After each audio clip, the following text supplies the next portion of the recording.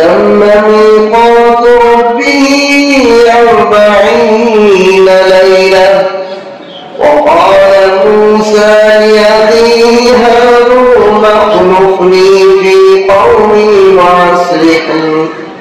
وأصلح ولا تتبع سبيل المفسدين. ولما جاء موسى لميقاتنا وكلمه ربه قال رب أرني أنظر إليك قال لن تراني ولكن انظر إلى الجبل فإن استقر مكانه فسوف تراني. فلما تجلى ربه للجبل جعله دكا وخر موسى صعقا. فلما أفاق قال سبحانك تبت إليك وأنا أول المؤمنين. قال يا موسى إن اصطفيتك على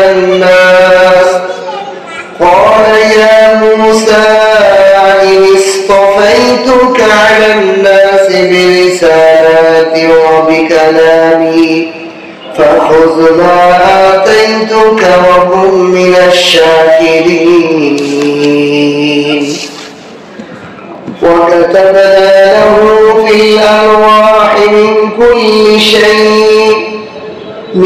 كل شيء وموعظة وتفصيلا لكل شيء فخذها بقوة وأمر قومك ويأخذوا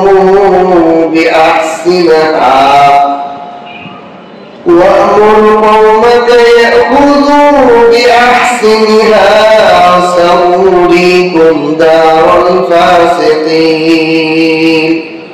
صدقت يا أرحم الراحمين. بارك الله لنا ولكم في القرآن العظيم ونفعنا وإياكم بالآيات والذكر الحكيم. ربي زدني علما ربي اشرح لي صدري ويسر لي أمري واحلل عقدة من لساني يفقهوا قولي. আল্লাহ পাকের লাখ কোটি শুকর ও সুজুদ যে মহান রব্বুল আলামিন আমাদেরকে এই দুনিয়ার ফিতনা ফাসাদ বিভিন্ন আবহাওয়া কাদা বৃষ্টি ভিতর কোরআনে পাকের তাফসীর করা এবং শোনার জন্য আল্লাহ পাক ভালোবেসে আমাদেরকে বসার তৌফিক দান করেছেন। এই জন্য কালিমাতুত শুকর আদায় করে আলহামদুলিল্লাহ। আল্লাহ তাআলা কালাম, আল্লাহ যেমন মহান আল্লাহ তাআলাও তেমনি মহান। আল্লাহ যেন আমাদেরকে এই আজকে যে 4টি আয়াত তেলাওয়াত করেছি সূরা আনাফের 142 নম্বর আয়াত থেকে 145 নম্বর আয়াত, 4টি আয়াত আমি তেলাওয়াত করেছি। আয়াতগুলোর ভেদ রহস্য আল্লাহ তাআলা আমাকে বুঝানো এবং আপনাদেরকে বোঝানোর তৌফিক দান করেন, বলেন আমিন। এই আয়াতগুলোর মধ্যে আল্লাহ তাআলা হযরত মূসা আলাইহিস সালামের কিতাব তাওরাত দান করার হিস্টরি বর্ণনা করেছেন। কিভাবে আল্লাহ তাআলা তাওরাত কিতাবটা মূসা আলাইহিস সালামকে দান করেছেন। প্রথম আয়াতে বলেন وَوَعَدْنَا مُوسَى 30 لَيْلًا وَأَتْمَمْنَاهَا بِعَشْرٍ فَتَمَّ مِيقَاتُ رَبِّهِ 40 لَيْلَةً। আল্লাহ তাআলা বলেন আমি মূসা আলাইহিস সালামের কাছ থেকে ওয়াদা নিয়েছি, অঙ্গীকার নিয়েছি 30টা রাতে, এক মাসে 30টা রাতে 30টা রাত আমার জন্য সে ইতিকাফ করবে গারে তুরের মধ্যে, তুর পাহাড়ের মধ্যে। আমার জন্য দুনিয়ার চাকরি বাকরি সব কিছুতে খালি করে সে আমার জন্য 30টা রাত খাস করে দিবে। এই ওয়াদা আমি মুসা আলাইহিস সালামের কাছ থেকে নিয়েছি। আর এটা পরিপূর্ণ করেছে আরো 10 দিন বাড়াইয়া, 30 দিনের সাথে আরো 10 দিন বাড়িয়ে আমি মুসা আলাইহিস সালামের এই অঙ্গীকারকে 40 দিন বানিয়েছি।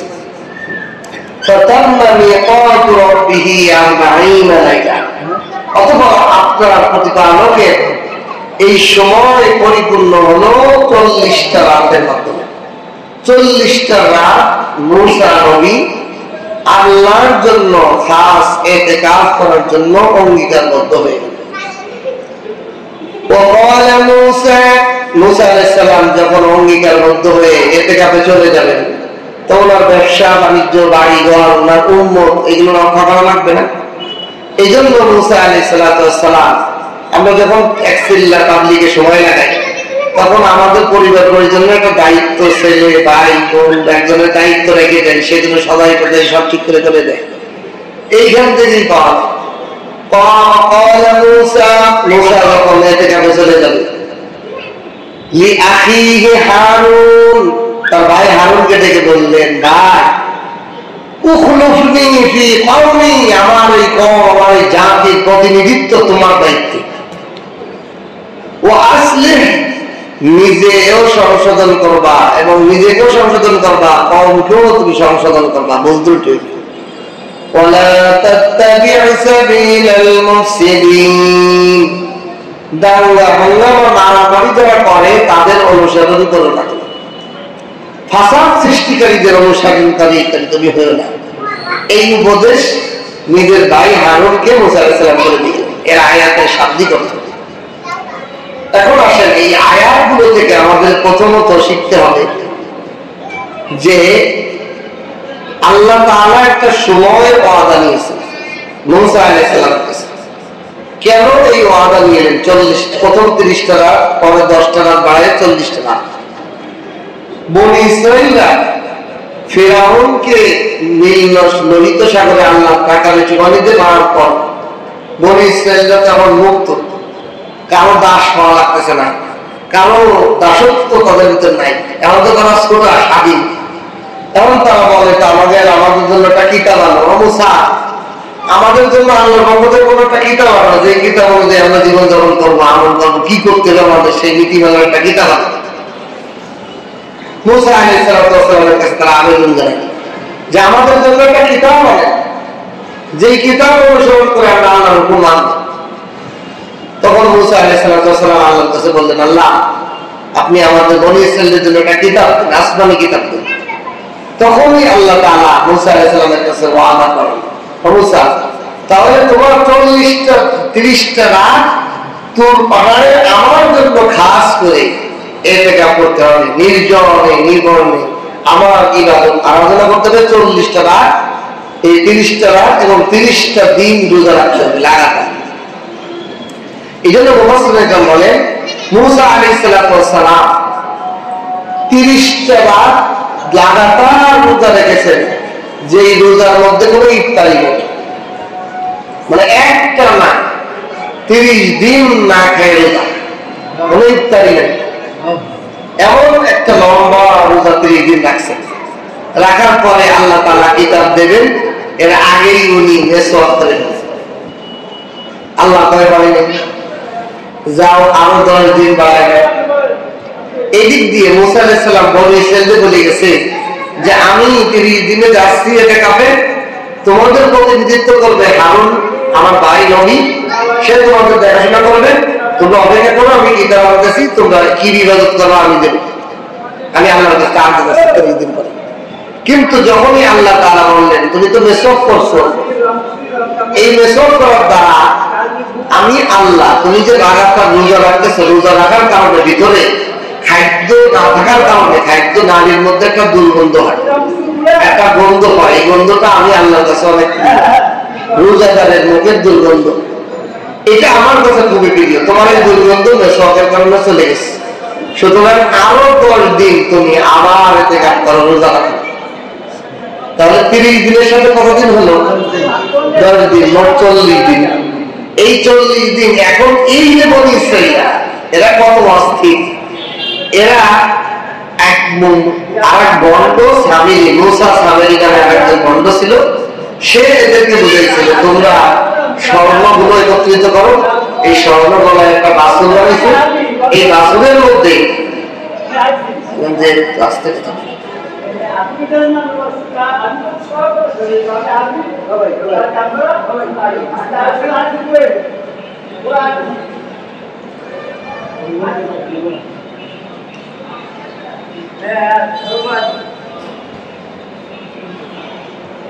মুসা আলাইহিস সালাম 30টা রাত যখন থাকলেন, ওনার মুখে বেসর করার কারণে ওনার মুখের দুর্গন্ধ চলে। আল্লাহ বলেন আরো তো 10 দিন তোমার কি করতে হবে? রোজা এবং ইতিকাফ করতে হবে, আমল করতে হবে।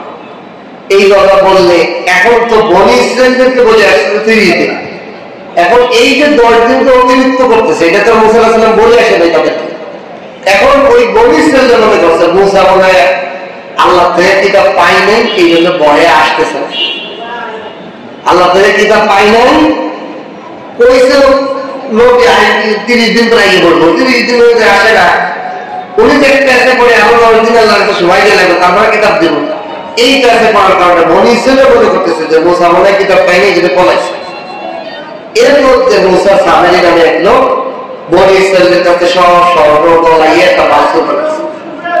বাসুর বানাইয়ে জিবরাইলের পায়ের ধুলা এই মুসা সামেরির কাছে ছিল, সে এই বাসুরের মুখের মধ্যে ঢুকাইছে। ঢুকাই দিয়ে সাথে সাথে বাসুর, স্বর্ণের বাসুর, এটা কোনো রাখতে পারে, কিন্তু হাম্বা হাম্বা ডাকতেছে। স্বর্ণ দিয়ে বানানো বাসুরের পেটের মধ্যে জিবরাইল ইসলামের পায়ের ধুলো দেওয়ার কারণে সঙ্গে সঙ্গে জীবিত হয়েছে। এখন এই মুসা সামিরি বলতেছে, আরে মুসা কোথায় আল্লাহর সাথে তোর পাহাড়ে থেকে করতে গেছে, আল্লাহ তো এই বাসুরের মধ্যে, সবাই চিন্তা দেখে নাউজুবিল্লাহ, সবাই এই বাসুরের পূজা করো। বনি ইসরাইলের 20% মানুষ মুরতাদ হয়ে বাসুরের সিজদা দিয়ে, আর 80% মধ্যে 2 ভাগ। কিছু লোক এদের অনুসরণ, এদেরকে সমর্থন করলো, আর কিছু লোক মুসা আলাইহিস সালামের এসে অনুরোধ করলো, সিজদা করলো। এই লোকদের ব্যাপারে কোরআনে অন্য আয়াত, অন্য সূরার মধ্যে আসছে এদের কি কঠিন শাস্তি হয়েছিল। যারা এই সিজদা করেছিল, বাসর পূজা করেছিল, যারা এদেরকে সম্মতি দিয়েছিল, তাদের মাধ্যমে এদেরকে হত্যা করা হয়েছিল। এদের তওবা ছিল কি, শুধু মুখে তওবা করলে হবে না, এদের তওবা হলো গর্দান উড়াই দিতে। যারা সিজদা করছে আর যারা সিজদা করে নাই, যারা করে নাই মানে তাদের সমর্থন দিছিল, তাদের দ্বারা এদেরকে হত্যা করা হয়েছিল। প্রায় 20% হত্যা হওয়ার পরে আল্লাহ তাআলা তাদেরকে মাফ করে। তো বনি ইসরাইলরা এত কঠিন আল্লাহ শাস্তি দিয়েছে, কিন্তু তারা মেনে নিয়েছে। আমার বললে তোমরা পড়াইতাম, হে আল্লাহ রে, যে একটা গুনাহ করে ফেলেছি, এটার জন্য তওবা করো, গলা রেখে দিতে। এটা আমরা পারতাম, আল্লাহ আমাদের প্রতি। বনি ইসরাইল এত তেহা, তারপরও তারা পায় না যে আল্লাহ আমাদের যদি ক্ষমা করে, গলা উঠাই দিয়ে তা বুঝে। এই জন্য বনি ইসরাইলদেরকে আল্লাহ অনেক সুযোগ সুবিধা আল্লাহ দিয়েছে। ওরা যখন বেকামের মতো ছিল, আবার বেকামির কারণে আল্লাহ যে শাস্তি দিত ওটা মাইনে নিত। এই জন্য বনি ইসরাইলরা ওই সুযোগে মূর্তি পূজা করছে। তা মুসা আলাইহিস সালাম তাদের 40 দিন ইতিকাফ পূর্ণ করার পর আল্লাহ তাআলা তাকে কি দিলেন? তাওরাত নামক কিতাব দান করলেন। তাওরাত এটা জান্নাতের একটা পাতা, জান্নাতের একটা গাছের পাতার নাম হলো তাওরাত। এই পাতার মধ্যে আল্লাহ তাআলা আগে থেকে এই তাওরাত কিতাব লেখা ছিল। এই কিতাবটা কেউ কেউ বলছে জান্নাতের পাতা বিশাল বিশাল তথ্য, বিশাল একটা অলমেটের মতো, এক একটা বই বহন করতে এক একটা ফুট লাগতো। এখন এই তাওরাত কিতাবটা বয়ে নিতে মুসা আলাইহিস সালামের 70টা উট লাগছে।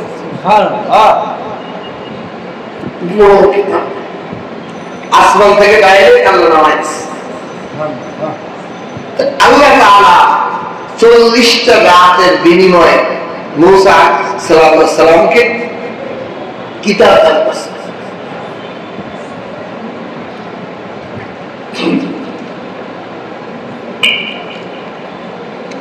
এখন এখানে একটা বিষয়, রোজা রেখে তাহলে কি মেসাফ করা নিষেধ?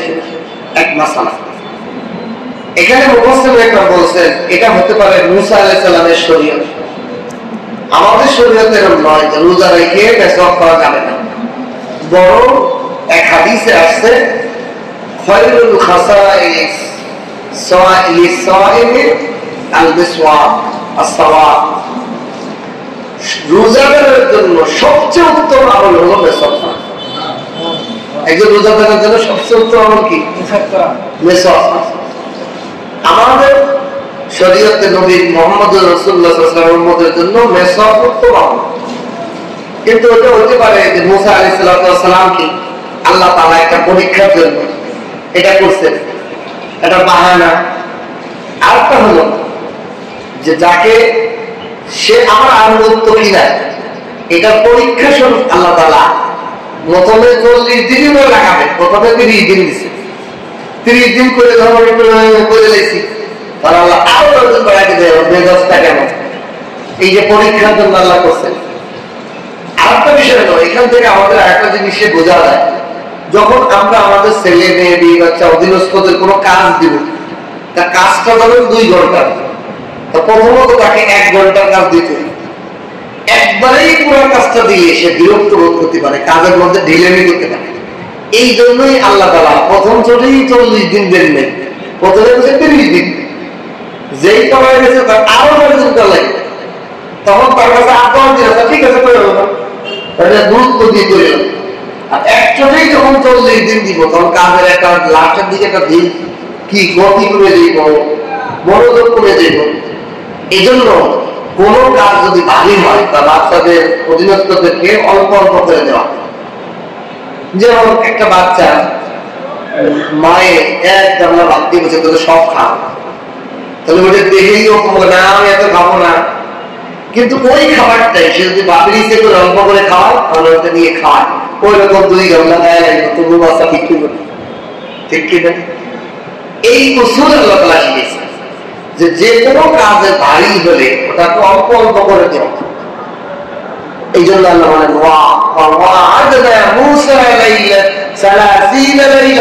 আমি মুসা আলাইহিস সালামের সাথে প্রথমে 30 দিন রোজা করলাম, এরপরে আবার পরিপূর্ণ করার জন্য 10 দিন বাড়ায় দিলাম।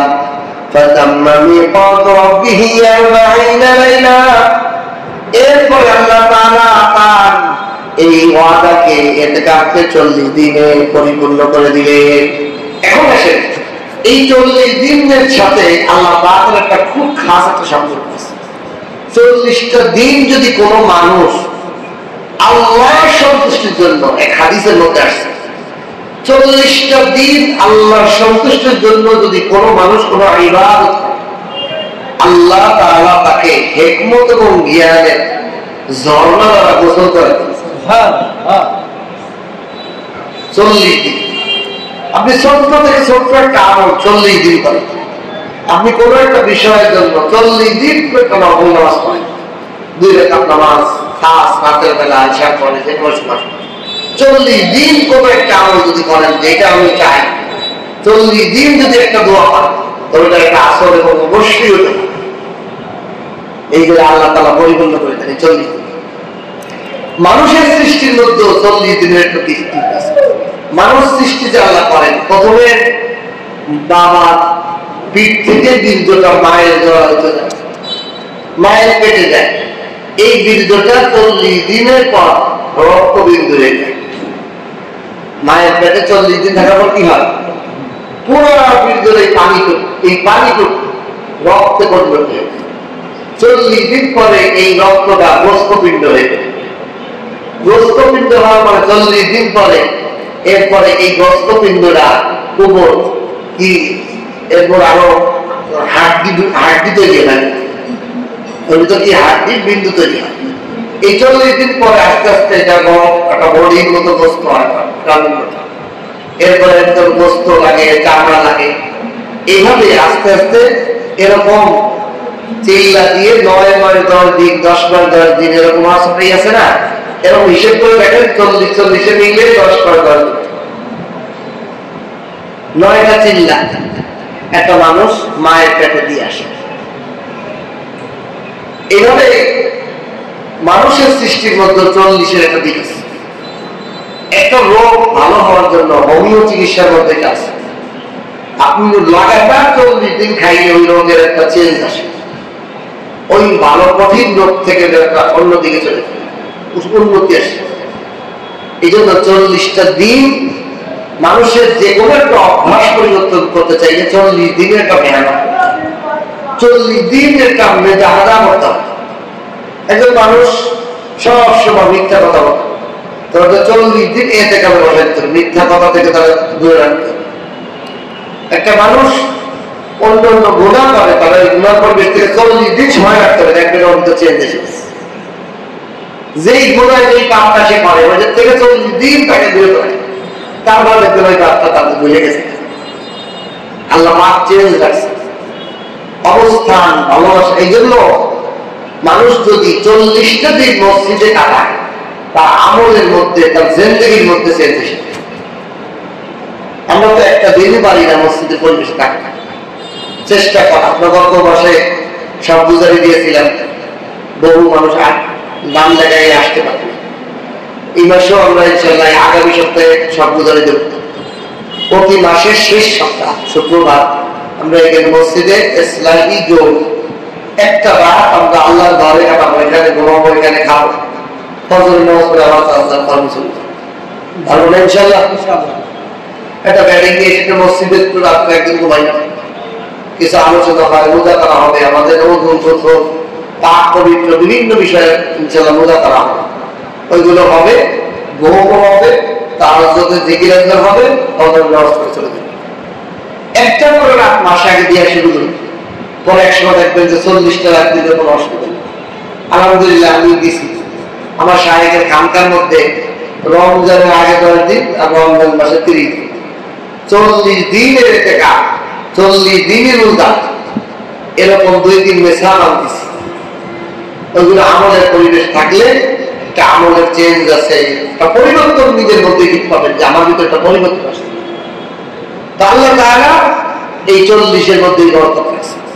এরপর আল্লাহ বলেন ওয়াকালা মূসা লিআখিহি হারুন উখলুফনি ফি কওমি। মূসা আলাইহিস সালাম তার ভাই হারুনকে বললেন, ভাই তোমাকে আমি প্রতিনিধি বানাইলাম আমার কওমের ব্যাপারে, এবং তুমি নিজেকে ইসলাহ করবে এবং ফাসাদকারীদের অনুসরণ করবে না। এই কথার মধ্যে আমাদের জন্য কয়েকটা শিক্ষা। 1 নম্বর হলো, আমরা যে কোনো কাজ থেকে যদি দূরে যাই, প্রতিনিধি বানাবো। আমার এই কাজটা একজনকে দায়িত্ব দিয়ে দাও না, আমি কেমন কোনো দায়িত্ব নাই, যে ইচ্ছা সেই হবে, এরকম না। যে কোনো কাজে চলে আসলে আপনি দোকান থেকে চলে আসতেছেন, তাহলে কর্মচারীকে বলে আসেন, বা আপনার একটা জিম্মাদারি আছে, ওই জিম্মাদারি আপনি অন্য জায়গায় যাইতেছেন, বলা যে ভাই তুমি এই জিম্মাদারি দায়িত্ব পালন করবা, থেকে বলো পড়া জানিয়ে ঠিক আছে আমি আসি। অনেক সময় এগুলো বলা বলি করে নিজের কর্মচারীর বলবো কি লেখা, কর্মচারী আসেন যাই না, বলে যাওয়া যে আমি যাইতেছি 2 ঘন্টার জন্য, আমি যাইতেছি 1 দিনের জন্য, তুমি এটা পরিচালনা করো, এটা প্রতিনিধিত্ব তোয়া। এরকম দায়িত্ব দেওয়া কোরআনের এই আয়াত থেকে সাব্যস্ত। এরপরে শুধু দায়িত্ব দিও না, দায়িত্বের সাথে সাথে উপদেশ দেওয়া। এই জন্য মূসা আলাইহিস সালাম বলেন ওয়া আসলিহ, সংশোধন করে দাও। যদি আমি চলে যাওয়ার পর এই জাতির মধ্যে গন্ডগোল বাঁধে, ঝগড়া বেঁধে যায়, মারামারি বেঁধে যায়, তাকে ইসলাম করে দাও, সংশোধন করে দিও। ওয়ালা তাত্তাবি সাবিলাল মুফসিদিন, আর ফাসাদকারীদের অনুসরণ করো না। ফাসাদকারী যারা গন্ডগোল বাঁধায় তাদের পক্ষ নিয়ে ওরা পাবো।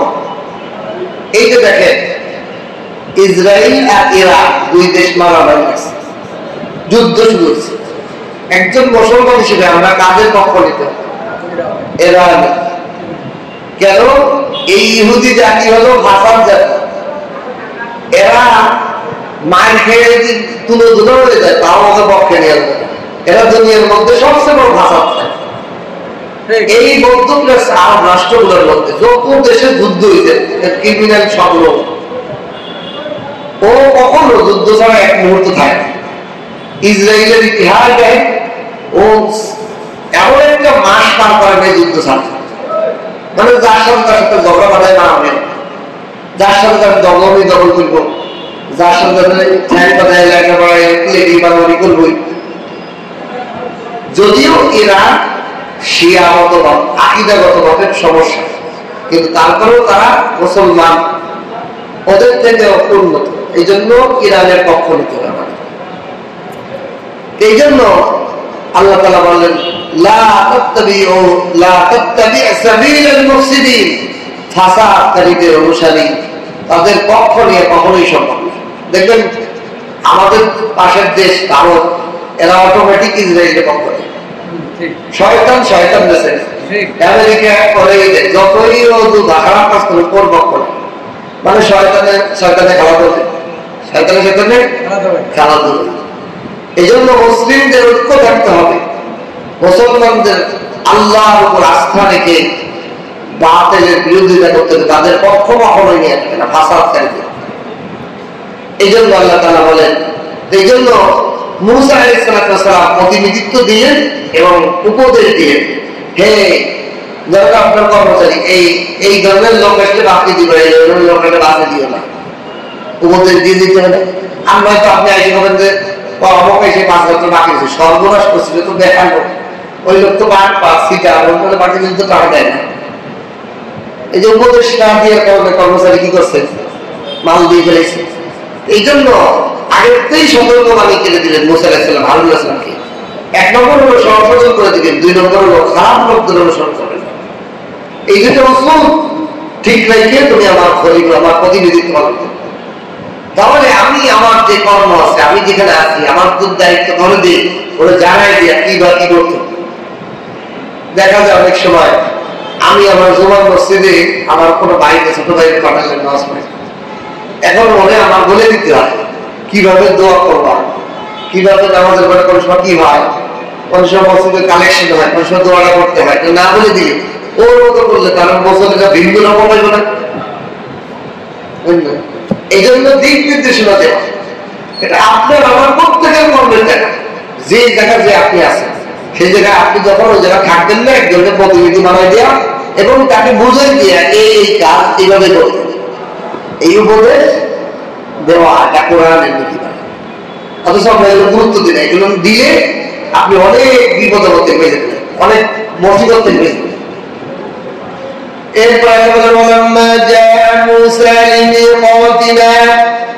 যখনই মূসা আলাইহিস সালাম 40 দিন ইতিকাফ কমপ্লিট করলেন, ওয়া কাল্লামাহু রাব্বুহু,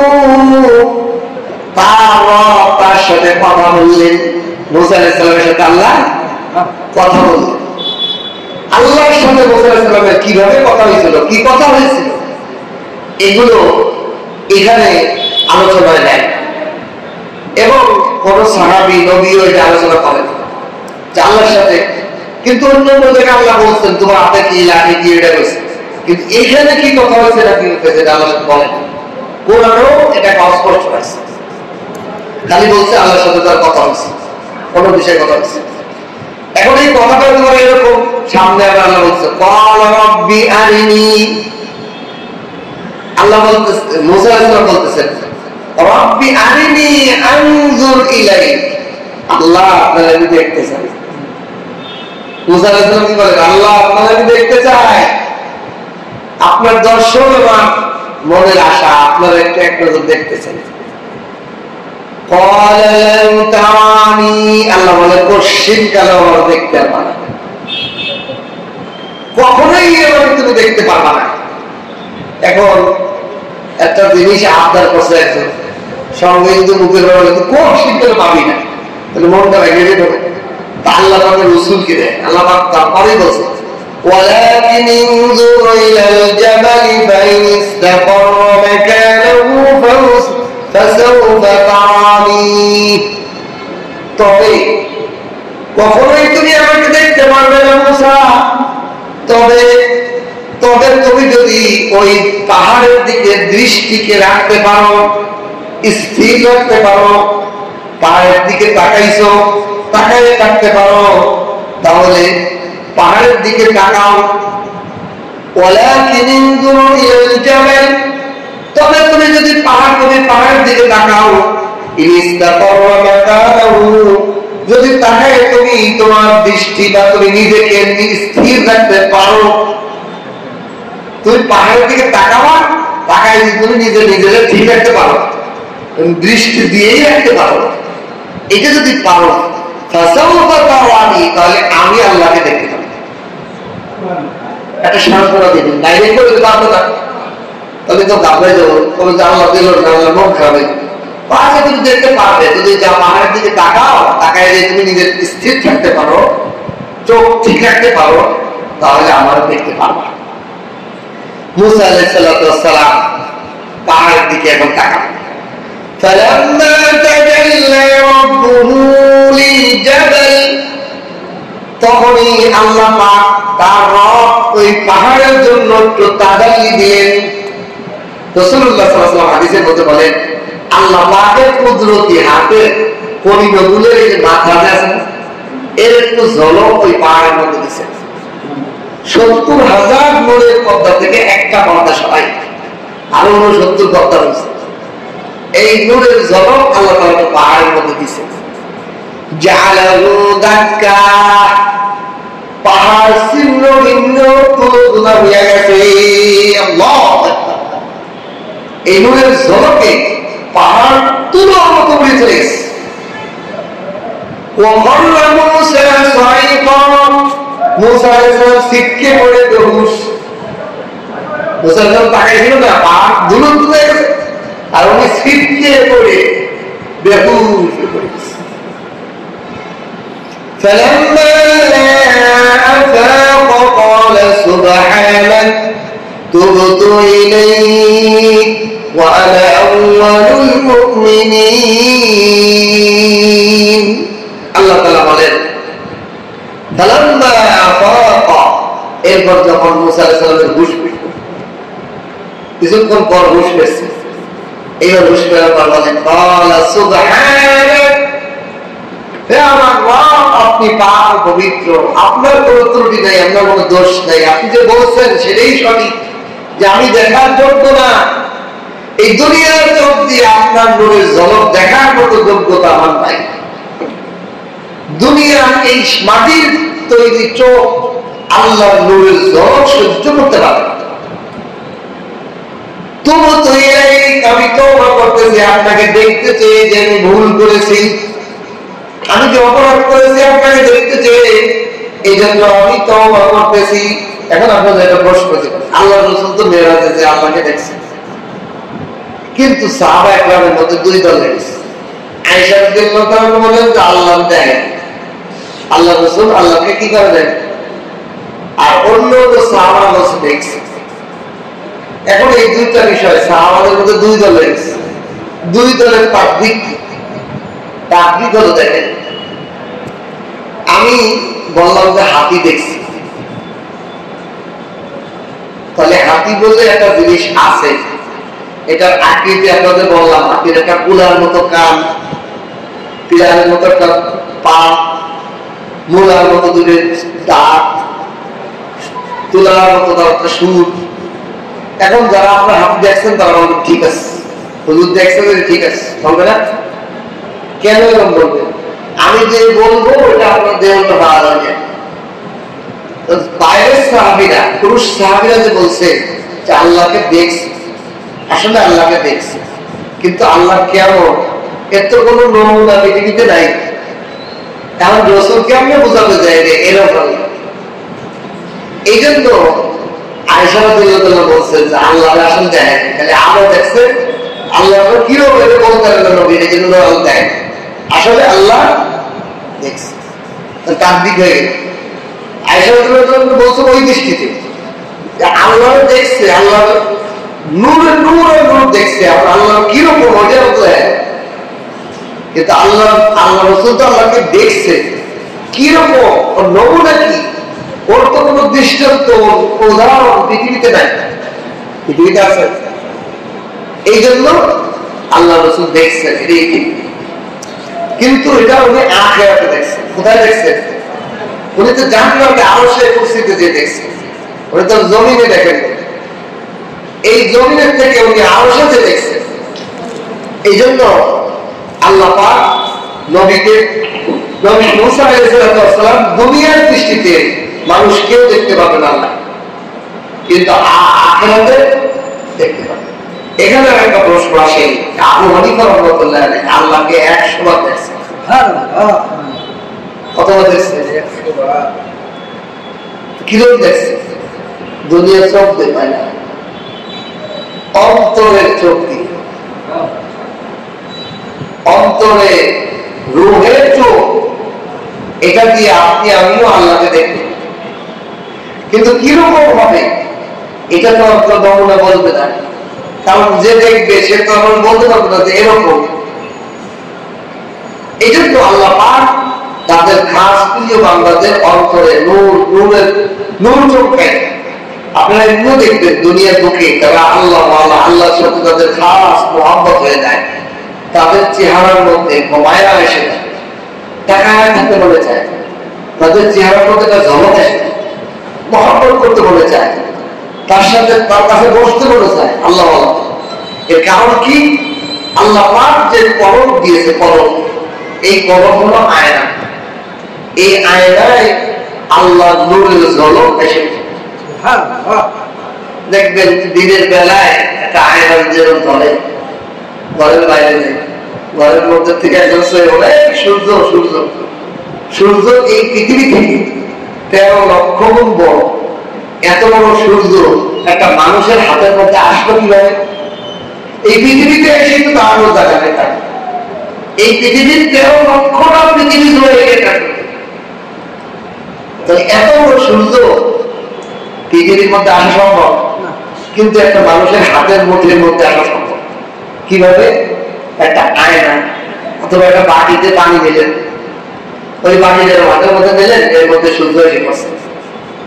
এখানে একটা জিনিস বুঝা, সেটা হলো আল্লাহ তো অসীম, সূর্য তো সূর্য জায়গায় আছে, কিন্তু সূর্যের একটা প্রতিচ্ছবি, সূর্যের একটা নমুনা এই বাটির মধ্যে যখন এসে পড়ে, আল্লাহ পাকের কুদরতি নূর অনেক ঈমানদারের কলবের মধ্যে হাজির হয়ে যায়। এখন আমরা যখন ওই লোকটার হাতের দিকে তাকাই, যারা হাতে আয়না বা বাটিতে পানি, আমরা যখন তার হাতের দিকে তাকাই, তখন আমাদের মনোযোগ কোথায় চলে যায়? সূর্যের দিকে। সূর্যের দিকে চলে যায়, এই সূর্য ওর হাতের দিকে তাকাইলে ওর হাত মনে হয় না, কি মনে হয়? সূর্য। অথচ সূর্য কোটি কোটি গুণ বড়, এটা হাতে আসা সম্ভব না, কিন্তু এসে বসছে। ঠিক আল্লাহ যারা দিলকে তৈরি করে, দিলের আয়নাকে পরিষ্কার করে, জিকিরের মাধ্যমে, আমলের মাধ্যমে, হালাল রিজিক খাওয়ার মাধ্যমে, হারাম থেকে বেঁচে থাকার মাধ্যমে, গীবত শিকায়েত মিথ্যা থেকে নিজের কলমটাকে পরিষ্কার রাখে, এই আয়নার রাডার আল্লাহ আরশ কুরসির থেকেও দামি হয়ে যায়। এক জামানা সোহবতে বাউরিয়া দরসদ সলতাত বেরিয়া। এক কবি বলতেছেন যে একজন বুজুর্গের সোহবত, একজন আল্লাহওয়ালার সোহবত 100 বছর নফল ইবাদত একমাত্র আল্লাহ সন্তুষ্টের জন্য করলে যে পরিমাণ তরক্কি হয়, একজন আল্লাহওয়ালা দিলওয়ালা মানুষের সোহবতে বসলে 1 মুহূর্তে হয়ে যায়। কেন হয়? ধরুন একজন মানুষ সূর্যের পাইতে যাইতে যাইতে, সূর্য রকেট নিয়ে সূর্যের কাছে যাইতে অনেক সময় লাগে, অনেক চলে। আর সূর্য যার কলমের মধ্যে আছে, তার পাশে যদি বসে তাহলে একজন মানুষ আমল জিকির আমাদের মাধ্যমে, আমাদের ইবাদতের মাধ্যমে করতে করতে অনেক যে প্রতিদিন সাধনা করতে করতে আল্লাহ আল্লাহ আল্লাহ আল্লাহ করতে করতে করতে করতে তার দিলের মধ্যে আল্লাহ মহব্বত আসবে। আর যার দিলে আল্লাহর মহব্বত এসে গেছে যে আল্লাহর জন্য সব করতে পারে, আল্লাহর জন্য দুনিয়ার বন্ধুকেও ছেড়ে দিতে পারে, ছেলে মেয়েকেও থাকতে পারে, মা বাবাকেও থাকতে পারে, আল্লাহকে আমার আল্লাহ সন্তুষ্টি আগে দিল তৈরি হয়ে গেছে, দিলের মধ্যে আল্লাহ মহব্বত এর নূর চমকে গেছে। ওনার সর্বতে কিছুক্ষণ পর্যন্ত দেখবেন আপনার দিল তৈরি হয়েছে। এটা হলো আগুনের মতো। আগুন এক ঘরে লাগলে আর এক ঘরে যায়। আগুনের পাশে বসলে গরমই আপনার শরীর হয়েছে ঠেকায় না আগুন। এটা আগুন জ্বলতেছে, আমি বলে আমার শরীর গরম হবে না, আমি এমনি আগুনের কাছেই থাকবো কিন্তু শরীর গরম হবে না, ঠান্ডা থাকবে, জীবন হবে না, গরম হবে। তাহলে আল্লাহ যাদের দিকে আসে, আল্লাহ জনক যাদের দিকে আসে, তাদের কাছে বসলেও আল্লাহ তাআলা এরকম তাদের কবরে চমকায়। এই জন্য এটা কোরআনের সমর্থনে পায় গেছে। আল্লাহ নিজেই বলেন, ইয়া আইয়ুহাল্লাযীনা আমানু তাকুল্লাহ, হে ঈমানদাররা তোমরা তাকওয়া অবলম্বন করো, আল্লাহর ভয় করে দিয়া। তো প্রশ্ন আল্লাহ কি বলেন? আল্লাহ তাআলা কুনু মাসাদিকিন, সত্য দিলওয়ালা সহবতে থাকো। যার দিলটা সত্য, যার লাইফটা সত্য, তুমি তার সাথে থাকো। ওই মজলিসে বসে না, ওই লোকদের কাছে একটা সময় নষ্ট করো না যেই লোকের কাছে কিছুই তোমার পাওয়ার নেই। এই একটা উসুল যদি বলে রাখেন, আমি এই বিষয়টা খেয়াল করছি, এমন লোকের সাথে গল্প করার দরকার নেই, যার থেকে আমার কিছু পাওয়ার নেই, না দুনিয়াবি জ্ঞান, না অপরাধী জ্ঞান, না আমলের জ্ঞান। এই উসুলটা বলেন, যার কাছে বসলে আমার কোন ধরনের উন্নত বলেন আমি কোন বিষয় জানি না, মাসলা মাসাইল আমলের ক্ষেত্রে, দ্বীনের ক্ষেত্রে অথবা দুনিয়ার ক্ষেত্রে, এর কাছে বসছে এটা তুমি শিখছি, একটা ব্যবসা করা শিখছে, তাহলে ওটা জ্ঞান। কিন্তু এমন মানুষের সামনে আমরা বসে থাকি তার কাছে কিছু পাওয়ার নেই। আলী আব্দুল্লাহ যখন বলে ওই সময়টাই বেকার, তোমার ওই সময়টা জন্য তোমার জ্ঞান যায় কানটা উচিত। এমন জ্ঞানী মানুষের কাছে তুমি বসো, তুমি জ্ঞান যেখানে পাবা সেখানে বসো। জ্ঞান হলো পৃথিবীর সর্বশ্রেষ্ঠ সম্পদ। সেটা আপনি মনে করতে পারেন আমার তো বলার চাই, আমি তোমার না, এটা কিতাবের ভাষাতে না, এই বইয়ের সাথে জ্ঞান না। জ্ঞান চারভাবে আসে, কয়ভাবে আসে? জ্ঞান কিভাবে আসে এটা আমরা বলি যে খাতা কলম বই খাতা, এটা হলো জ্ঞানের যে চারটা তরিকা অর্জন করা, এটা লাস্ট এবং সবচেয়ে নিম্নবদ্ধ হলো খাতা কথা। জ্ঞানী হওয়ার জন্য সবচেয়ে উত্তম মাধ্যম হলো সমাজের সহবাদ। এই জন্য আল্লাহ বলতেন তুমি জ্ঞানী মানুষের সাথে থাকতে। দেখেন মুসা আলাইহিস নবীকে আল্লাহ ঐশ্বরিক জ্ঞান, অলৌকিক জ্ঞান দেন নাই, সেটা অর্জন করার জন্য খিজির আলাইহিস সালামের কাছে পাঠাইছে এবং ওনার সাথে সফর করাইছে, তিনটা ঘটনা ঘটাইছে। এরপর যে মুসা আলাইহিস সালাম বলছে যে আমি যা করে দেখি সেটা না, এর ভিতরে আরো ভালো আছে। খিজির আলাইহিস সালাম নৌকা বাইয়ে গেছে, একটা ছেলের জন্য গড় কেটে গেছে, একজনের বাসায় খাওয়া চাইছে, আমার কোথাও তো খাওয়া চাইলে খাওয়াই দিছে, ওকে বাসার দেওয়া ভেঙে যাচ্ছে, ঠিক করে দিচ্ছে।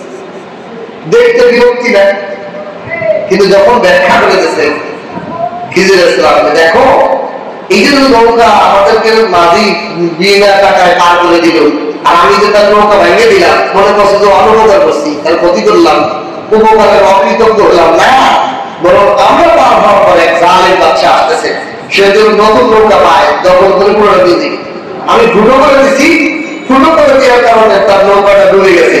ওই বাদশা এসে দেখবেন বাংলা নৌকা, ডুবন্ত নৌকা, এটা পানি বাসে না, ওই নৌকা দিব না, বাদশা পার হয়ে যাইব।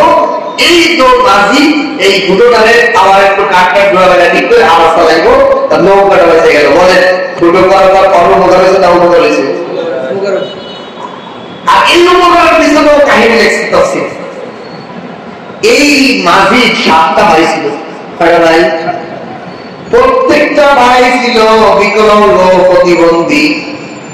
প্রত্যেকটা ভাইদের স্বামী স্ত্রী ফ্যামিলি ছিল, ওই ফ্যামিলির সমান কামাই করতো, এই নৌকা চালায় তাদের সংসার গুলো চালাইতো এক ভাই সমস্ত ভাইদের 6 ভাই, বাকি 6 ভাই সমস্ত সংসার ফ্যামিলির খরচ এই নৌকা চালায় করতো। এটার বরকতেই আল্লাহ খিজির আলাইহিস সালামের মাধ্যমে তার নৌকাটা জালের বাদশা থেকে বাঁচা গেছে। এই জন্য পরোপকারীকে আল্লাহ দেখে বলে বিপদ আসবে, বিপদ তো আপনার বিপদ থেকে বাঁচাচ্ছে। পরোপকারীকে আল্লাহ তাআলা কখনো ক্ষতির মুখে ফেলে দেবে। সাময়িক ক্ষতি ফেলাইলে বড় ক্ষতির থেকে ফেলা। সাময়িক একদিন নৌকা বন্ধ ছিল, ফটো করে দিয়েছে, নৌকাটা ধরে গেছে, সাথে 1-2 দিন লাগছে, কিন্তু তার পুরো নৌকাটা কবজা করে নিয়া থেকে জালের বাদশা থেকে বেঁচে গেছে। এই জন্য মুসা আলাইহিস সালাতু ওয়াস সালাম কোন পথে গেল?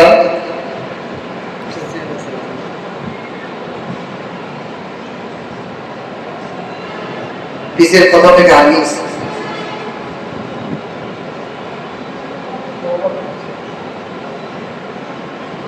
আল্লাহ তাআলার কাছে বললেন, এর আগে কথা ছিল মুসা আলাইহিস সালাতু ওয়াস সালাম আল্লাহর কাছে বললেন, আল্লাহ ক্বালা সুবহানাক, আল্লাহ আপনি পাক পবিত্র, আপনার কোনো দোষ নেই। ও যে কথা বলেছে যে আমরা যা চোখে দেখি সেই চোখে দেখাটাই সঠিক হয় না। আমরা মুসা আলাইহিস সালামকে ইসলাম এই যাইছে যে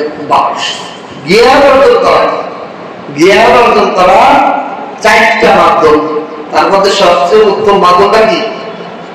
সহবাহ। আর সবচেয়ে নিম্ন মাধ্যম হলো খাতা কলম। 4 নম্বর মাধ্যম হলো খাতা কলম দিয়ে জ্ঞান অর্জন করা। 3 নম্বর মাধ্যম হলো ভ্রমণ। 3 নম্বর মাধ্যম কি? ধরেন আপনারা একটা বাঘের রচনা করা যায়, বাঘ এরকম আছে, আমরা তার 2টা কান আছে, তারপরে মোষ আছে, তার 4টা পাও আছে, তার লেজ আছে, আর এটা পড়ালাম। আর আপনারা এটা না পড়াই এতে চিড়িয়াখানা গাড়িতে উঠে একটা ডাইরেক্ট চিড়িয়াখানা নিয়ে বাঘ ধরে নিয়ে আসলাম, বলেন কোনটার জ্ঞান বেশি? সরাসরি ভ্রমণের জ্ঞান। ভ্রমণের জ্ঞান 2 নম্বরে, ভ্রমণের মাধ্যমে মানুষের জ্ঞান হয়। চিন্তা করে দেখেন, আমরা কি জানি ভ্রমণই করি না। একজন ব্যবসায়ী দাওয়াত তাবলীগের মাধ্যমে হতে পারে ভ্রমণ। এই যে আপনি মাসে বা বছরে একটা চিল্লা বাইরে বিভিন্ন রাষ্ট্রে যান, বিভিন্ন জেলায় যান, ওই জেলাটা আপনার ঘোরা হয়ে গেল না। এই ঘুরলে জ্ঞান পায়, বিচিত্র রকমের মানুষ, বিচিত্র রকমের ভাষা, বিচিত্র রকমের তবিয়ত, এগুলো চোখে পড়ে, এতে একটা নলেজ পায়। মানুষের ক্ষেত্রে মানুষের চেনা পরিচয় হতে পারে নলেজ। আমাদের বিশ্বকবি শেখ সাদি রহমতুল্লাহ আলাইহি, উনি 120 বছর হায়াত পেয়েছেন। 30 বছর পর্যন্ত উনি খালি লেখাপড়া করছেন, কিতাবাদি করছেন। এই 30 বছরের পরে উনি বেরিয়েছেন ভ্রমণে। 30 বছর ভ্রমণ করছেন পুরো পৃথিবী করছেন। এখন তো সর্বনাশ হয়েছে ইহুদি খ্রিস্টান, বর্ডার দিয়ে দিয়ে সর্বনাশ হয়েছে। আগে তো বর্ডার ছিল না, কোনো পাসপোর্ট লাগতো না, আপনি যাইতেন যেখানে সেখানে মুসাফিরের জন্য বিভিন্ন শহর, বিভিন্ন এলাকায় হাম্মামি খানা থাকতো, মেহমান খান থাকতো, পাঠশালা থাকতো। আগের যুগে আপনি যে ধরনের মানুষের মানুষ তো, এই জন্য আপনার জন্য একটা মুসাফির খানা ছিল ওই অঞ্চলে। যে কোনো মানুষ রাত্র হয়ে গেলে এখানে থাকতে তার জন্য খাবার ব্যবস্থা, এর একটা ব্যবস্থা ছিল মুসাফির খানা। আমাদের বাড়িতে ছিল মুসাফিরের কাছারি, মুসাফিরের জন্য বরাদ্দ জমি ছিল। ওই জমিনের ফসল আমরা খাইতাম, যত মুসাফির আসবে সব মুসাফিরের খাওয়ার দায়িত্ব আমাদের। গ্রাম ভিত্তিক, এলাকা ভিত্তিক এরকম ছিল মুসাফির বাড়ি। তো ওই যুগে এই যে মুসাফির খানা ছিল, মানুষ শেখ সাদি রহমতুল্লাহ আলাইহি 30 বছর শুধু ভ্রমণ করছে। তাহলে কাগজ কলম পড়ালেখার পরে 30 বছর পরে ভ্রমণ পৃথিবী ভ্রমণ। এরপরে 30 বছর উনি কি করছেন? মুজাহাদা সাধনা করছেন শায়েখের খানকায়, পীর সাহেবের সোহবত। এই শেখ সাদির পুরো জীবনটা এলেমের জন্য একটা বাসন। প্রথম কেসে কাগজ কলমের এলেম অর্জন করছে, তারপরে বড় বড় হয়েছে 30 বছর, পুরো 30 বছর। এরপরে 30 বছর শামসুদ্দিন নিজি অনেক বড় একজন শায়েখ আল্লাহ হুজুর করছে, 30 বছর কাম করাচ্ছে। কত হলো?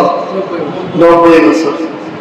এই 30 বছর 33-90 হওয়ার পরে এরপরে ওনার আল্লাহর সাথে মুজাহাদা মুরাকাবা, খাস আল্লাহর সাথে ইবাদত করতে কি বাকি 30 বছর। এবং এই সময় উনি কিতাব লিখেছেন, বিশ্ববিখ্যাত কবিতা গুলিস্তা, মুস্তা, কালিমা এবং বড় বড় কিতাবগুলো এই শেষ 30 বছর লিখেছেন, যখন আল্লাহর সাথে ওনার একটা তাল্লুক নামা হয়েছে জ্ঞান। এই জন্য জ্ঞান অর্জন করার চাইতে বর্তমানে একটা খাতা কলমের সর্বনিম্ন, তারপরে বড় বড় ঘোরা আপনার জীবনে বাছাই করা, যে আমি মাসে একবার হলেও একদিন করবো, অমক জেলা ঘুরে আসবো, অমক এলাকা ঘুরে আসবো, সে দাওয়াত তাবলীগের মাধ্যমে যেভাবে ঘোরা ভ্রমণ করা। এবং ভ্রমণের ক্ষেত্রে কিছু নিয়ম তরিকা আছে। ওই জন্য খিজির ইসলাম আর মুসা আলাইহিস সালামের তরিকা একজন রাহবার নির্ধারণ করতে হবে, যে ওই এলাকাতে আমার অনেকে যায় ভ্রমণে যায়, কেউ শান্তি দেয়, রাহবার নাই, তাহলে সে কি করবে? ওইখানে যে একটা ভ্রমণটা আরো ক্ষতি করবে, বিপদে পড়ে যাবে। ধরুন আপনি এমন একটা দেশে গেছেন, ওই দেশের ভাষাই বোঝেন না, এখন আপনি যখন পানি খাবো, তারপর কি পানি মানে ওনারা সব দিয়ে বলতে পারবেন ওদের বাসায় পানি মানে ওদের দেশে সব কি লেগে, তাহলে বিপদে পড়ে যাবেন কিনা? ধরেন আমি বাংলাদেশে সিলেটে যেখানে আমার একটা পুরীতে দোকানদার করে বাজারে পানি, পুরী মানে তার নিজের মেয়ে, ওপর কিরে আমার মেয়ে তুই চাস, কি কারণে চাস, তুই তো শয়তান, ওটা পিঠে মেরেছেন।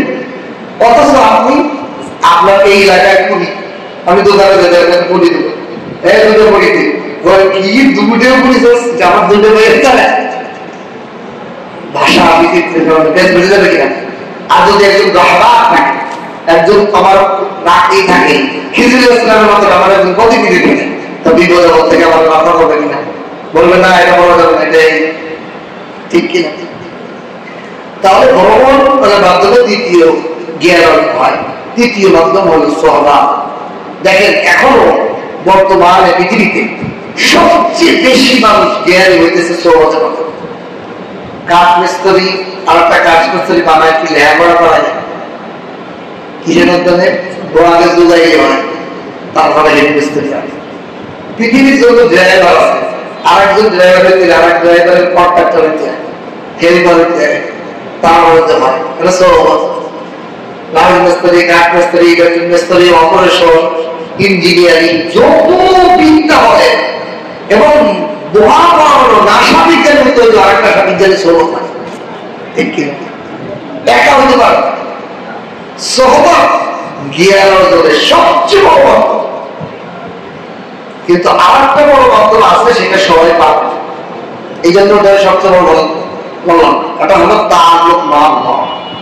কারণ যদি আল্লাহর সাথে সম্পর্ক হইয়া যায়, তার আল্লাহর সাথে ধরুন আল্লাহর জ্ঞান আর তার কলমের সাথে একটা পাইপ লাগানো।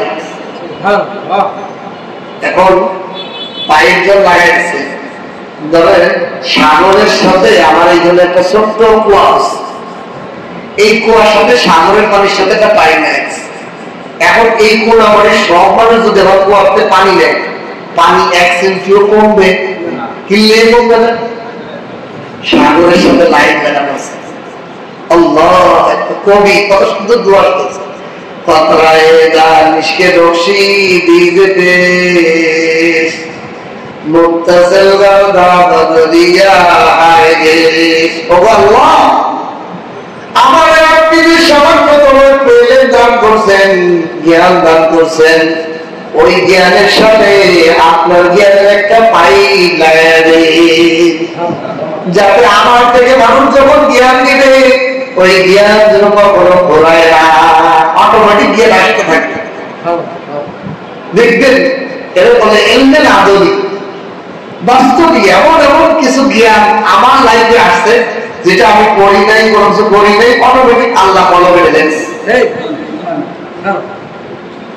আমার উস্তাদদের মুখে শুনছি, আমি এমন দেখেছি। যেমন একটা জটিল প্রশ্ন কোরআন হাদিসের ব্যাকরণের বিষয়, এটা আমি কোনো কিতাবে পাইনি, কিন্তু আল্লাহ আমার দিলে ঢেলে দিয়েছে, আমি দেখছি পরে হুজুরকে বলতে পারি ঠিক আছে তোমারটাই ঠিক, এটা তো এরকম বিষয়ে ভালো তো আমি আগে পাই তোমারটাই করলাম। উস্তাদ জবাব দেখা ঠিক আছে, সুন্দর হল, সুন্দর সমাধান। এই জন্য আল্লাহর পক্ষ থেকে কিছু এরকম এলেম আসে, এটা আপনার আসতে পারে, এটা আল্লাহর সাথে সম্পর্ক যার যত বেশি হয় তার কম আসে না। যেমন আমাদের নবী হযরত মুহাম্মদ রাসূলুল্লাহ সাল্লাল্লাহু আলাইহি ওয়াসাল্লাম দুনিয়ার কোন জ্ঞানের সোহবতে গেছে, ওনার জ্ঞানটা কোথা থেকে? ডাইরেক্ট আল্লাহ থেকে, আল্লাহ দত্ত। এই জন্য এইভাবে জ্ঞান অর্জন করতে হবে। জ্ঞান অর্জন করার মাধ্যমে চাইতে হবে, সোহবত হতে হবে হাক্কানি মানুষের কাছ থেকে, ভালো মানুষের জ্ঞান বুঝতে কষ্ট হয়। তা আল্লাহ তাআলা যখন মুসা আলাইহিস সালামকে জ্ঞান দেয়, আল্লাহ দৌড় দিয়ে গেছি তুই মরে বেরোস। فلما أفاق قال سبحانك, খুশ মিলে কয় আল্লাহ আপনি পাক পবিত্র, আপনার কোনো দোষ নাই, সব দোষ আমার, আপনি সব দিক দিয়ে পাক পবিত্র। আপনি যে বলছেন আপনাকে দেখা যাবে না, আপনারটাই সঠিক, আমি ভুলে আছি, আপনার ব্যাপারে আমার কোনো অবজেকশন নাই, আপনার কথায় কোনো ত্রুটি নাই, আপনার ব্যাপারে কোনো ত্রুটি নাই, সব দিক দিয়ে আপনি পাক পবিত্র। আমি আপনার কাছে তওবা করতেছি, আমি আপনাকে দেখতে চাই যে ভুল করছি, এজন্য তওবা করতেছি। ওয়ানা আউয়ালুল মুমিনিন, আমি সর্বপ্রথম, আপনার তো দেখা যায় না এই ব্যাপারে আমি সর্বপ্রথম মুমিন।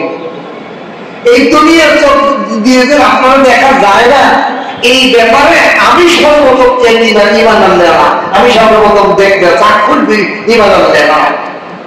ঠিকই তো, দুনিয়ার মধ্যে যে আল্লাহ দেখা যায় না এটা দেখে চাক্ষুষ রোগ লাগবে না, এই যে আল্লাহ দেখা কি হয়ে গেছে, কি সমস্যা? তাহলে বুঝতে পারবো আমি প্রথম, আমি এই ঘটনা করছি। তাহলে উনি বলতেছেন আমি প্রথম বিশ্বাসী যে এই দুনিয়ার চোখে আল্লাহ দেখা যাবে না। এখন আল্লাহ মুসা দেখতে এলাম এক জলকে বেহুশ, আমি তো দেখতে পারলাম না। আল্লাহ তাআলা সান্ত্বনা দিয়ে বলেন ক্বাল ইয়া মূসা ইনিসতাফাইতুকা আলা নাসি বিরিসালাতি ওয়া বিকালামি, ও মূসা তুমি আমাকে দুনিয়ার চোখ দিয়ে দেখতে পারো নাই, তুমি তো আমার আয়েশা, তোমার তো সামর্থ্য দেবীকে দেখতে মনে চাই, তোমার দিলের মধ্যে আমার দেখার জল্পনা কল্পনার আগুন জ্বলতেছে, প্রেমের আগুন জ্বলতেছে। এই জ্বলার আগুন তো তোমাকে একটু সান্ত্বনা তো আমার দিতে হবে। তুমি তো আমাকে দেখতে পারলে না, দেখার আগে ছটফট করতেছো, প্রেমের আগুনে জ্বলতেছো, তোমার একটা সান্ত্বনা দিই শোনো, ইন্নী ইনিসতাফাইতুকা আলান নাস, ও মূসা তুমি ঘাবড়াও না, তোমার তো আমি কিছু নিয়ামত দিয়েছি, তুমি আমার দেখতে না পারলে কি হয়েছে? আমি মানুষের মধ্যে তোমাকে আমি আলাদাভাবে নির্বাচন করেছি, বিরিসালাতি, আমার রিসালাত দিয়া তোমাকে আমি রসূল বানিয়েছি। তুমি ঘাবড়াও না, তুমি আমার দেখতে পারো না, তুমি হতাশ করো না, তোমাদের কি বড় নিয়ামত দিচ্ছি, আমি তোমাকে রসূল বানিয়েছি। ওবি কালামি, আমার সাথে কথা বলা, দুনিয়ার বুকে আমার সাথে কথা বলতে বলা তোমাকে বানাইছি। তুমি আমার সাথে কথা বলতে পারো, দুনিয়ার আর কোনো মানুষকে আমি সরাসরি দুনিয়াতে কথা বলি নাই, সরাসরি এক দুনিয়ার কারোর সাথে কথা বলছে, কারোর সাথে কথা বলি নাই, তোমার সাথে আমি কথা বলছি। বোঝা তোমার হাতে কি, বোঝা তোমার হাতে কি, তোমার চোখে লাঠি নিয়ে গল্প করছি, কত ধর্মের কোন পাড়ে কতদিন কথা হইতে হবে, কত ঘটনা আল্লাহর সাথে কথা হইতে। একদিন আল্লাহ বলতে, আল্লাহ আপনি যদি মূসা হইতেন আর আমি যদি আল্লাহ হইতাম তাহলে আপনি আমার কাছে কি চাইতেন? কত কথা হইত। আল্লাহ বলেন মূসা এটা অসম্ভব, দুর্লভ, কখনোই উঠবে না। কতদিন হইতো জোর কথা বলতে দিবে না, জোর দিয়ে হবে না কখনো। তারপরে যদি নাই হয় তাহলে কি চাইতে না, কি চাইতে না গেলে কথা ওর নাম দৈত্য। আল্লাহ মূসা আমি কখনো মুসা হব না, আমি আল্লাহ আল্লাহই থাকবো। তবে আমি যদি এরকম সুযোগ পাইতাম, আমি সবচেয়ে প্রথম চাইতাম সুস্বাস্থ্য হায়াত, সুস্বাস্থ্য হায়াত আমি চাইতাম। একজন মানুষের দেখবেন পৃথিবীর সবচেয়ে বড় নিয়ামত হলো সুস্থ থাকে।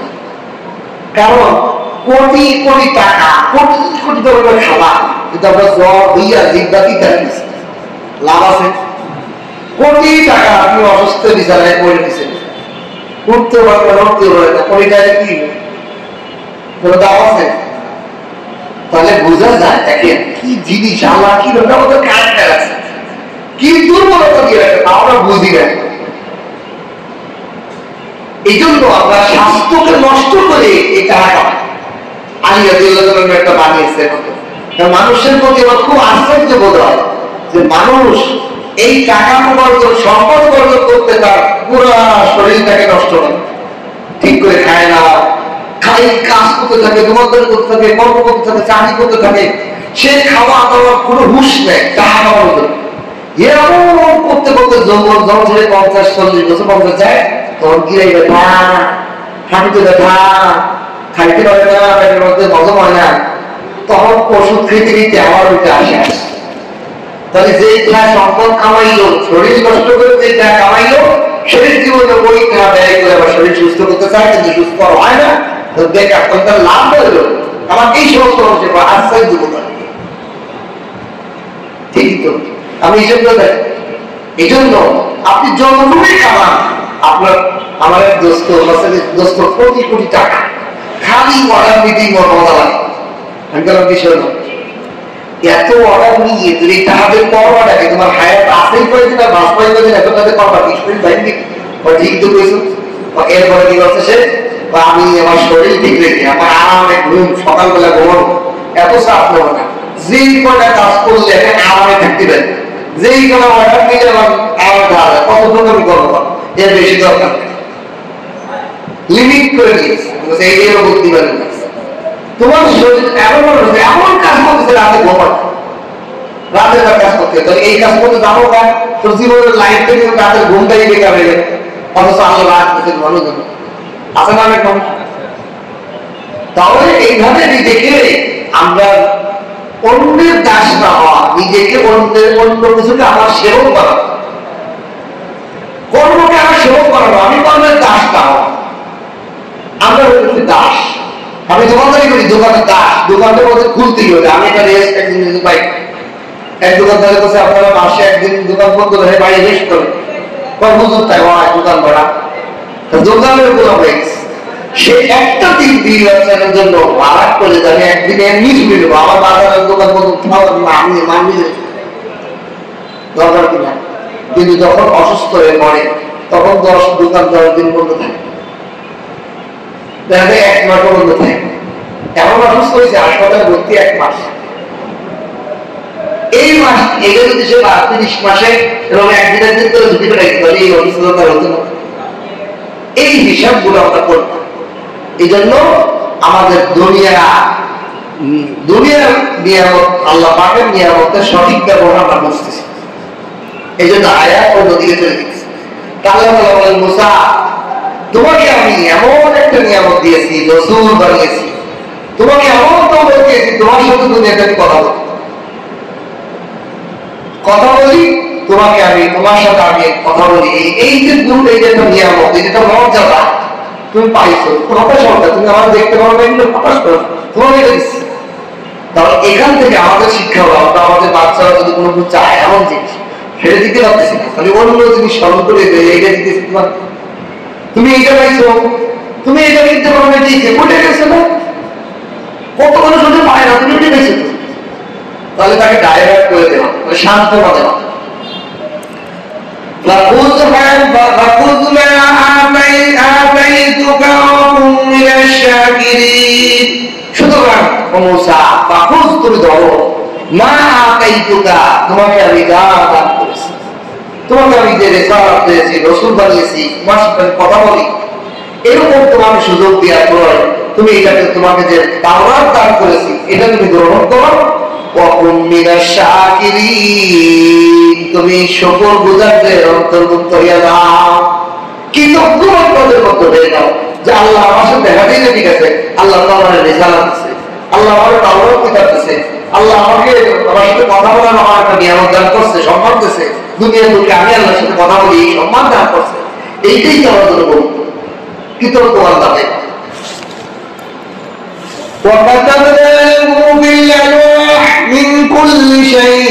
এইবার সেই কিতাবের বর্ণনা দিতেছে, আমি যে তাওরাত এই কিতাবকে আমি লিপিবদ্ধ করেছি, বিশাল একটা সিলে জান্নাতের পাতা, তাওরাত তার নাম, এই পাতার নাম তাওরাত, এই জন্য এই কিতাবকে তাওরাতের কিতাব। একটা বড় ব্ল্যাকবোর্ডের মধ্যে আমি লিপিবদ্ধ করেছি মিন কুল্লি বিষয়, প্রত্যেকটা বস্তুর বিষয়।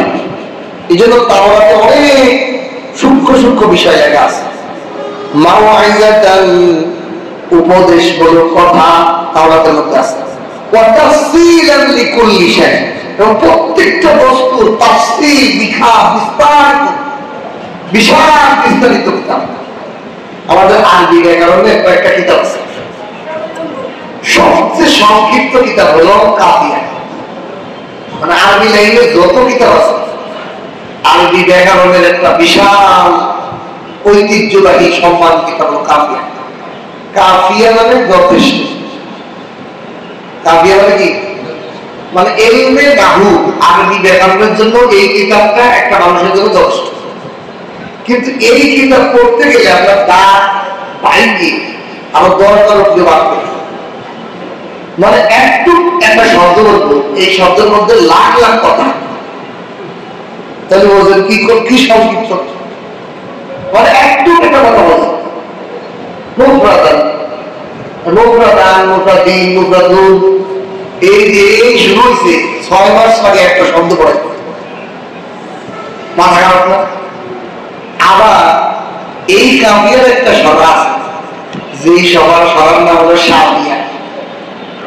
মানে এই যে কঠিন কঠিনের সমস্যা সমাধান, শাফিয়া মানে ওটা হলো সেবা, ওটা সুস্থতা। এত কঠিন করে আমি অসুস্থ করবো, কঠিনটা করে অসুস্থ করবো, আর সেবা দিয়ে সুস্থ করবো। দেখো এই শাফিয়া এমন একটি দান, যা মানে ব্যাখ্যা হাজার হাজার পৃষ্ঠা, লম্বা আলোচনা, এত লম্বা আলোচনা আর কোন ইসলামিক লাইনের কোন কিতাব নেই, আমরা পৃথিবীতে আর কোনো কিতাব নেই এত বড় ব্যাখ্যা দিতে পারো। আমি আমার লাইফে দেখি, সেটা জেনারেল লাইনে মনে হবে, জেনারেলের ভিতরে ওরকম নাই, একটা শব্দতে বহু ব্যাখ্যা থাকে, আরবিতে থাকে। আর এই শাফিয়ার মতো বিস্তৃত কিতাব আর কোন কিতাব মানে পৃথিবীর মুখে নেই, এত লম্বা। এই জন্য এই শাফিয়ার কাফিয়ার আবার একটা কবিতা আছে, কাফিয়া কা বিস্তেলে কিন মুক্তাসার, শাফিয়া শাহ বিস্তেলে কিন দবে সার, মাথা ধান। কাফিয়া এত, কাফিয়া কা বিস্তেলে কিন মুক্তাসার, কাফিয়ার কাফি যথেষ্ট কিন্তু খুবই সংক্ষিপ্ত। আর শাফিয়ার শাফি ওরে সুস্থতা দেয়, কিন্তু সুস্থতা হইতে পারে মাথাটা কাটে থাকে, এত লম্বা আলোচনা, এক একটা বিষয় এত লম্বা আলোচনা, আগে পড়তে পড়তে মাথা কাটে, সে কোন কি মাথা। সেই জন্য আল্লাহ তাআলা বলেন, আমি তাওরাতকে এমন একটা কিতাব বানিয়েছি, এত বিরাট, প্রত্যেকটা বিষয়ে উপদেশ আছে, তাফসীলান লিকুল্লি শাই, আবার এটা প্রত্যেকটা তাফসীল করে আমি বর্ণনা করেছি। তাওরাত 30 পারা, কিন্তু বিশাল, এক একটা তক্তি এত বড় বড়, 70টা ফুট লাগছে বই আনতে, 70 খান তক্তি। এই তাওরাত কিতাব আল্লাহ ডাইরেক্ট আসমান থেকে নামাই দিচ্ছে, জান্নাত থেকে। ফাখুযহা বিকুওয়াতিন, আল্লাহ বলেন এই কিতাবগুলোকে মজবুত করে ধরো, ওয়া'মুর কওমাকা, তোমার সম্প্রদায়কে, তোমার জাতিকে এই কিতাব দাও, উপদেশ দাও, আদেশ দাও, ইয়াখুযুনা বিআহসিনিহা, এই কিতাবের যেগুলো ভালো ভালো জিনিস সেইগুলো যেন তারা গ্রহণ করে। মানে এত কঠিন বিষয় আছে, তাওরাত কিতাবে তো আল্লাহ আগে লিখে রাখছে, ডাইরেক্ট আমার এজন্য তো অনেক কঠিন বিষয় আছে। তাওরাত যেগুলো ভালো ভালো বিষয় সেইগুলো যদি ওরা গ্রহণ করে, কঠিনগুলো না গ্রহণ করলে জরুরি বিষয় হবে। সাউরিকুম দারুল ফাসিকিন, অচিরেই আমি তোমাদেরকে দেখিয়ে দেব ফাসিকদের ঠিকানা কোথায়। যারা এই কিতাব মানবে না, এই কিতাবের অনুসরণ করবে না, আল্লাহ নবীর পথ অনুযায়ী চলবে না, সেই ফাসাদকারী বিশৃঙ্খলকারীদের ঠিকানা কোথায় জাহান্নামে হবে অচিরেই তোমরা দেখতে পাবে। এটা হলো আল্লাহ পাকের একটা কথার কৌশল সিস্টেম।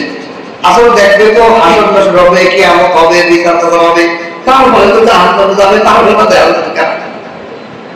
কিন্তু আল্লাহ পাক দেওয়া, এর মানে হলো এটা একটা কথা সিস্টেম। অনেক অঞ্চলে দেখবেন এক একটা অনেক কথা। বরিশালে গেছে, আমার সবাই বাপে মায়ে বোন ছেলে মেয়ে সবাই কেমন আছো,